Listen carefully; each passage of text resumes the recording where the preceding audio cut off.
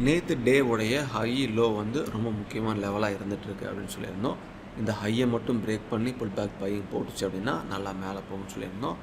So தொடர்ந்து கீழே வந்துட்டு இருக்கிறதுனால லோவை பிரேக் பண்ணிச்சுன்னா நல்லா கீழே வரும்னு சொல்லியிருந்தோம். ஸோ லோவை பிரேக் பண்ணிச்சு எந்த அளவுக்கு கீழே வந்திருக்குன்னு பாருங்கள். நம்ம சேனல் வீடியோவை தொடர்ந்து ஃபாலோ பண்ணுறவங்களுக்கு ஸோ எந்தெந்த இடத்துல நாங்கள் சொன்னது கரெக்டாக இருக்குது அப்படின்னு தெரியும். ஸோ நல்லா வந்து இன்றைக்கி ஃபுல்லாக வந்து டவுன் வந்து வந்திருந்தது. ஸோ அடுத்த ரொம்ப முக்கியமான சப்போர்ட் லெவலாக இந்த சப்போர்ட் லெவல் வந்துட்டுருக்கு. நம்ம சேனல் வீடியோ பார்க்குறவங்களுக்கு எத்தனை நாள் இதை சொல்லிகிட்ருக்கோம் அப்படின்னு தெரியும். 21,777 அந்த லெவல் தான் வந்து அடுத்த முக்கியமான மேஜர் சப்போர்ட் லெவலாக வந்து இருந்துகிட்ருக்கு. ஸோ இதையும் நாளைக்கு பிரேக் பண்ணுது அப்படின்னா லோவை அடுத்த லெவல் டெஸ்டிங் லெவல் இது தான். ஸோ அப்படி இல்லை அப்படின்னா நல்லா நீளமாக இருக்கக்கூடிய இந்த கேண்டில்ஸை ஃபஸ்ட்டு பாதி பிரேக் பண்ணணும். டைரெக்டாகவே மேலேயும் அது வரலாம். பட் அந்த மாதிரி வரத்தை காட்டிலும் பாதியாக அடுத்து 75-100% இதை ஃபெயில் பண்ணிச்சு அப்படின்னா அடுத்து இந்த ரேஞ்சுக்குள்ளே வந்துடும். இதை தாண்டி புல் பேக் பையிங் கொடுத்தா தான் அடுத்து நல்லா வந்து மேலே போகும். ஸோ இதுதான் முக்கியமான ரெஃபரன்ஸு. ஸோ நாளைக்கு இது லெவலை பிரேக் பண்ணி இங்கேருந்து சப்போர்ட் எடுக்க போகுதா அல்லது பிரேக் பண்ண போகுதா அல்லது இங்கேருந்து ரிட்டன் ஆக போகுதா அதை 50, 75, 100 டச் பண்ண போகுதா அப்படின்னு நம்ம செக் பண்ணி பார்ப்போம். ஸோ அது அப்படியே 1 ஹவரில் வரும். 1 ஹவரில் வந்து பாருங்கள் ரேஞ்சஸ் தான். ஃபஸ்ட்டு 1 ஹவரில் 1 ஹவர் கேண்டில்ஸோடைய ரேஞ்சை வந்து மார்க் பண்ணிக்கலாம். 22,081, 21,932 அப்படின்னு 2 லெவலில் வந்து இருந்துகிட்ருக்கு. ஸோ இந்த லெவலில் மேலே பிரேக் பண்ணி புல் பேக் பையிங் போட்டுச்சு அப்படின்னா 22,186, கீழே பிரேக் பண்ணி புல் பேக் செல்லிங் போடுது அப்படின்னா 21,727 அப்படின்னு லெவலில் வந்து இருக்குது.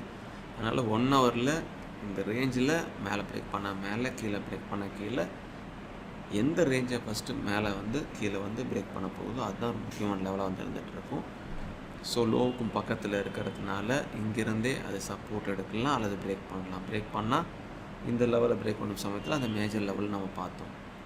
ஸோ 1 ஹவரில் இதா அல்லது கீழேங்கிறத முடிவு பண்ணுறதுக்கு முன்னாடி வந்து பாருங்கள், ஈஸியாக வந்து சிபேரில் நம்ம தெரிஞ்சுக்கலாம். 15 மினிட்ஸில் சிபேருக்கு மேலே கேண்டில்ஸ் ஓப்பன் ஆகுதா கீழே ஓப்பன் ஆகுதா புல் பேக் எதில் போடுது அப்படிங்கிறத 15 மினிட்ஸை வச்சும் கூட பார்க்க முடியும். ஸோ லோயர் வேல்யூ சிபிஆர் பேரிஷ் வந்து இண்டிகேட் பண்ணுது. சிபிஆருக்கும் கீழே க்ளோசிங் ப்ரைஸ் அதுவும் வந்து பேரிஷ் இண்டிகேட் பண்ணுது. ஸோ அதனால் சிபிஆருக்கு கீழே கேண்டில்ஸ் ஓப்பன் ஆகிட்டு புல் பேக் செல்லிங் போடுது அப்படின்னா அது S1 நோக்கி வரும். S1லேருந்து சப்போர்ட் எடுத்துருச்சுன்னா திரும்ப சிபிஆர் போயிடும்.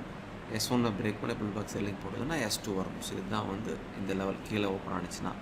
ஸோ சிபிஆருக்கு மேலே கேண்டில்ஸ் ஓப்பன் ஆகிட்டு புல் பேக் பையிங் போடுது அப்படின்னா அது பையிங் பண்ண வாய்ப்பை பார்க்க வேண்டாம். ஸோ R1 தாண்டி புல் பேக் பையிங் போடுதுனா தான் அது R2 வரைக்கும் போகும். R1லேருந்து ரிஜெக்ட் ஆகுது அப்படின்னா திரும்ப S1 வரைக்கும் வரும். இதுதான் முக்கியமான கண்டிஷனு. ஸோ இந்த ரேஞ்சை மார்க் பண்ணிக்கலாம், இந்த ரேஞ்சை மார்க் பண்ணிக்கலாம், என்ன வந்து செக் பண்ணலாம். பேங்க் நிஃப்டியும் வந்து பாருங்கள் சேம். நேற்று டேவோடைய லோ பிரேக் பண்ணி ஃபுல்லாக வந்து டவுன் வந்துருக்கு. மேஜர் சப்போர்ட் லெவல் 46,546 அந்த லெவல் வந்து இருந்துகிட்ருக்கு. ஸோ நாளைக்கு இந்த லெவலை பிரேக் பண்ணி புல் பேக் செல்லிங் போட போகுதா அப்படின்னு நம்ம செக் பண்ணி பார்ப்போம். இல்லை இங்கேயே சப்போர்ட் எடுத்துகிட்டு மேலே போக போகுதா அப்படின்றத செக் பண்ணலாம். ஸோ அடுத்த லெவல் வந்து முக்கியமான லெவல் கீழே வர இந்த லெவல் தான். அதனால் அடுத்த முக்கியமான மேஜர் சப்போர்ட்டுக்கு டச் பண்ண போகுதா இல்லை இங்கேருந்து திரும்ப போகுதா அப்படின்னு நம்ம செக் பண்ணுவோம். ஏன்னா ஃபுல்லாக இவ்வளோ தூரம் வந்துருக்கு. ரீடெஸ்ட்மெண்ட் கொடுத்துட்டு கீழே போக போகுதா டைரெக்டாக டெஸ்ட் பண்ண போகுதா அப்படிங்கிறதையும் பார்ப்போம். ஸோ 1 ஹவரில் ரேஞ்சு தான் 47,888, 47,437.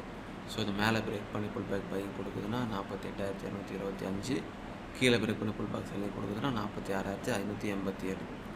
ஸோ இது மேலே பிரேக் பண்ணதா கீழே பிரேக் பண்ணதா அப்படின்னு செக் பண்ணுவோம். ஸ்லோவுக்கு பக்கத்தில் இருக்கிறதுனால இங்கேருந்தே சப்போர்ட் எடுத்துகிட்டு ஃபஸ்ட்டு இதை தொடரலாம் அல்லது இந்த ரேஞ்சை பிரேக் பண்ணி புல் பேக் செல்லிங் போடுதுன்னா அடுத்த லெவல் இந்த லெவல் தான்.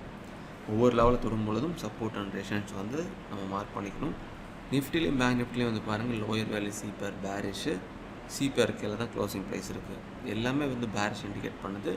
நம்ம செக் பண்ண வேண்டியது சிபிஆர் கீழே ஓப்பன் ஆகிட்டு புல் பேக் செல்லிங் போடுதா அப்படின்னா செல்லிங் போட்டுச்சுன்னா S1 வந்து ஃபஸ்ட்டு, அதையும் தாண்டி புல் பேக் செல்லிங் போடுதுன்னா அடுத்தது வந்து S2, S1லேருந்து S2, இங்கேயே S1லேருந்து புல் பேக் பையிங் எடுக்குது அப்படின்னா திரும்ப சிபிஆர் வந்துடும்.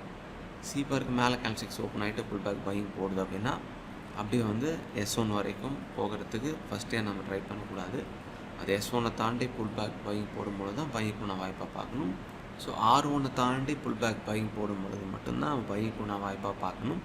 R1 தாண்டி சக்ஸஸ்ஃபுல்லாக புல் பேக் பையிங் போட்டுச்சு அப்படின்னா அடுத்து R2 போயிடும். ஸோ இதுதான் வந்து கண்டிஷன்.